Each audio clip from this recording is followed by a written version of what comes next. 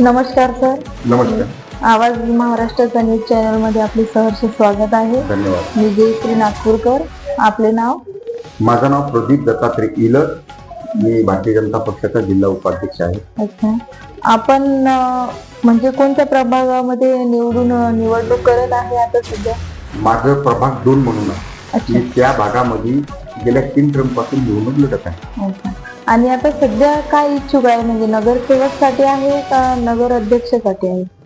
नाही, आता आमच्या पक्षामध्ये असं आहे की मी मागच्या वेळेस नगराध्यक्षासाठी इच्छुक होतो.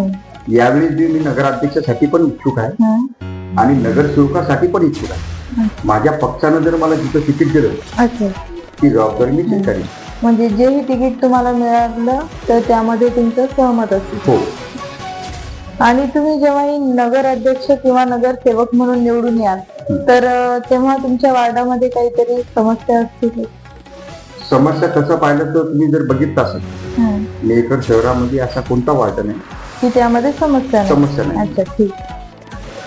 तर मग त्याचे निवारण कसे? कारण की वार्ड तर आहे पण आता तुमच्याकडे जबाबदारी वेगळी असेल, समोरचा कोणीतरी निवडून येईल अजून तर त्याच्याकडे वेगळी असेल, तर तो त्याचं बघेल, तो त्याचं डेव्हलपमेंट करेल, तर तुम्ही कसं करणार? नाही, आता कसं आहे तुम्हाला सांगतो. मी 3 टर्म पासून निवडणूक लढत. मी मागच्या वेळेस उभा राहिलो. जो माझ्या विरोधात निवडून आला तो दुसऱ्या वेळेस आलाच नाही त्या भागामध्ये. त्याला तिकीट भेटलं नाही, त्याने प्रतिनिधित्व केलं नाही. दुसऱ्या निवडणुकीच्या वेळेस बी तसं झालं. आता या तिसऱ्या निवडणुकीला बी तसंच झालं. आता माझी 4थी निवडणूक आहे. त्या भागामध्ये सगळ्यात महत्वाचं गोष्ट सांगायची म्हणजे रस्ते. घर टू घर रस्ते झाले पाहिजे. त्याला सर्वांगीण विकास झाला पाहिजे. हा विकास जर आपल्याला साध्य करायचा असेल तर पैशाशिवाय या गोष्टी साध्य होत नसतात. बरोबर. आणि पैसे जर असतील तर शासनाचं हे राज्य शासन आपलं भारतीय जनता पक्ष आहे सरकार आणि केंद्रामध्ये सरकार आहे, राज्यामध्ये सरकार आहे.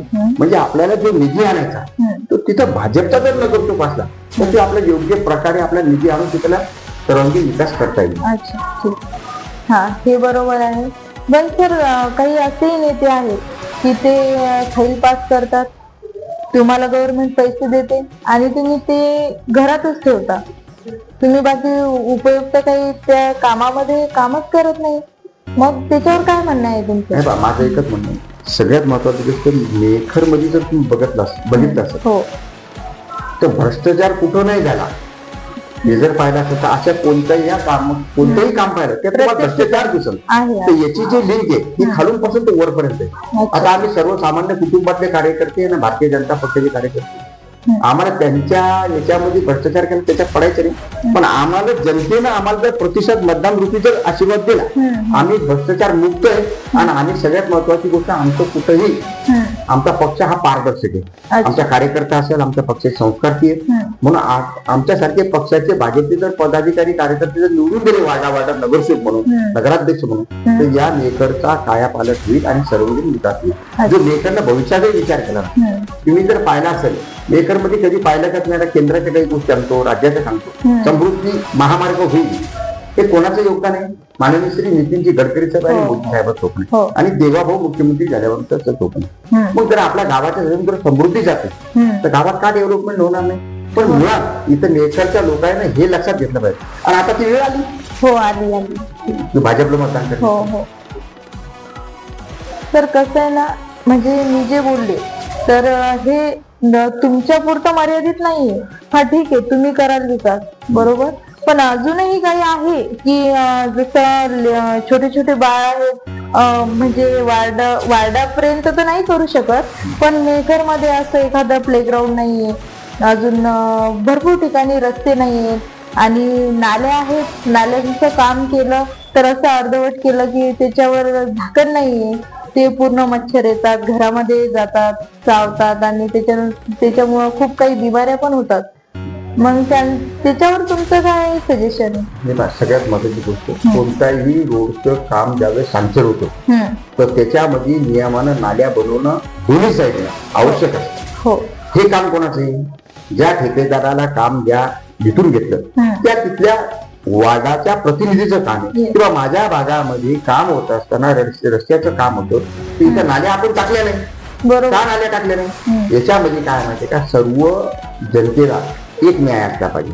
तो माझ्या ओळखीचा आहे, मग त्याचं घर माझ्या अतिक्रममध्ये येते, मग मी त्या नाल्या टाकायच्या नाही. अशा काही कुठं कुठं गोष्टी झालेल्या आहेत. पण एक मॅडम तुम्हाला सांगतो, आम्हाला कोणाच्या याच्यामध्ये केलेल्या म्हणजे त्यांनी ते डेव्हलपमेंट नाही केलं त्याच्यात पडायचं नाही, आम्हाला त्यांच्यावर टीका नाही करायची.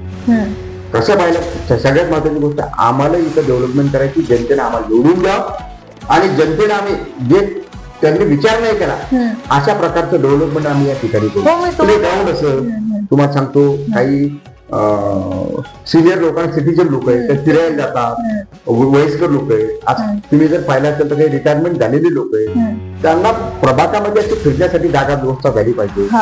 अशा बऱ्याच काही गोष्टी आहेत. तिथल्या चोऱ्याचं प्रमाण तुम्ही जर पाहिलं तर वाढवाईच चोऱ्या होतात. दिवाळी आली, घरातले घर बंद असते की फुटतात. याची जर उपयोग आहे तुम्ही जनतेच्या त्या नगरसेवकाला निवडून देता, त्याचं काम झालं का? त्याचं काम चोरी जरी झाली असेल तर त्यानं पोलीस प्रशासन यांच्यासोबत संपर्क करून त्यांच्या घरी गेलं पाहिजे. सगळं बरोबर ते आहेच ना. किंवा कोणत्याही अवांतरी म्हणजे लेडीजच्या पण काही समस्या असतात आणि आम जनता आहे त्यांच्यामुळेच आपण निवडणूक लढतोय, तेच आपल्याला मतदान करतायत. त्यांचं एवढं किमती म्हणजे एक मतदानाची किंमत आपण करू शकत नाही की कधी कधी एका मतदानानेही कोणी पराभव होऊ शकते आणि कोणी एका मतदानानेही समोर जाऊ शकते. बरोबर ना. मग तुम्हाला पण मला असं म्हणायचंय की तुम्ही उद्या तुमची सीट निघाली तर तुम्ही आम जनतेकडे लक्ष दिले पाहिजे. अजूनही कोणी निवडून याल तर तुम्ही जनतेचा प्रश्न फक्त तुमच्यापर्यंत येणार. अजून काही असे सध्याही असे लोक आहेत ते इलिटरेट आहेत, त्यांना समजत नाहीये की काय करायचं, कोणाकडे जायचं. असं म्हणजे शिक्षणाचा अभाव तर आहेच आहे. आणि जे शिक्षित आहेत तर तेही म्हणजे जे अशिक्षित आहेत त्यांना मदत करत नाही किंवा त्यांना काही सांगत नाही.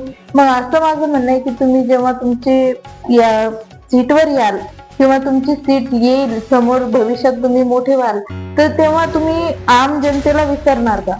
नाही. सगळ्यात महत्त्वाचं आम जनता आहे. आमच्या भारतीय जनता पक्षाचे विचार काय मुळात तुम्हाला पहिले देशाची सेवा करतो. आम्ही देशासाठी सेवा करतो. दुसरी जर गोष्ट असेल तर भारतीय जनता म्हणजे नंतर पक्ष, नंतर तिसऱ्यांदा आम्ही. मला जर जनतेने जर भाजपचा नगरसेवक रूपी जर आशीर्वाद मतदान रूपी जर दिले आणि मी जर निवडून आलो, माझं 5 वर्ष कंटिन्यू तिथं माझं कार्यालय राहील. मग तिथल्या समस्या असेल, लेडीजची असेल, आरोग्य विभागाची असेल, विद्युत विभागाची असतील, तुम्ही जर रस्त्याच्या संदर्भात असेल, कोणाची तर चोरी झाली असेल, ते 5 वर्ष माझं कार्यालय तिथं कार्यरत राहील. नाही तर माझं निवडणुकीच्या टायमाला कार्यालय टाकायचं, रुमाल घालायचं, फिरायचं, नंतर ते नगरसेवक दिसत नाही. बरोबर. आमचे विचारधारा पहिले काय माहिती का, सेवा ही विचारधारा आहे भारतीय जनता पक्ष.